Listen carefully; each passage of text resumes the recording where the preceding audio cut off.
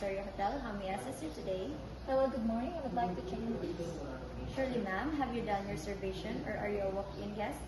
Yes, I've done a reservation under my name, G.N. Velasquez. Oh, that's great, ma'am. Do you have your booking confirmation? Yes, I have. Can I please see it, ma'am? Sure. Here. Okay, ma'am. Thank you. And also, can I request for identification card and your debit card, please? Sure, here. Okay, thank you. Please give me a minute as I check in our system your reservation.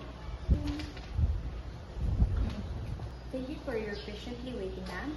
Upon checking in our system, there is a confirmed booking reservation under the name of Miss J.N. Velasquez. You received a diplomatic suite lounge, access and non-smoking room with 7 queen size and a single bed for 2 nights stay starting from today and until 18th of April 2024.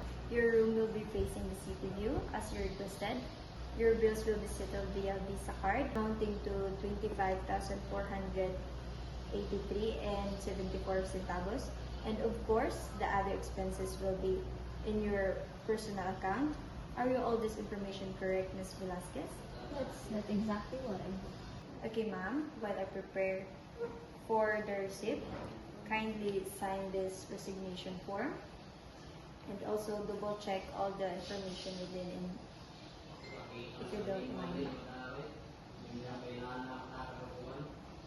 All the information is correct. Alright, thank you, Ms. Velasquez. So here is your receipt and this is your valid ID. I've got all checked in to your room, ma'am. So here is your key card and this is your guest card. You can show this to our hotel staff each time you can use our facilities. Thank you. I ask what time is the breakfast?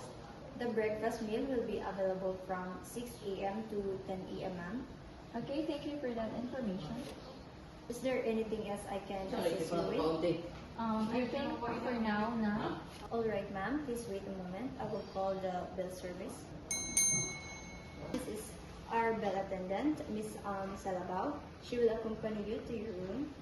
Please don't hesitate to call the front desk if you need any further assistance. Just press to connect with us. We will be happy to help you, ma'am.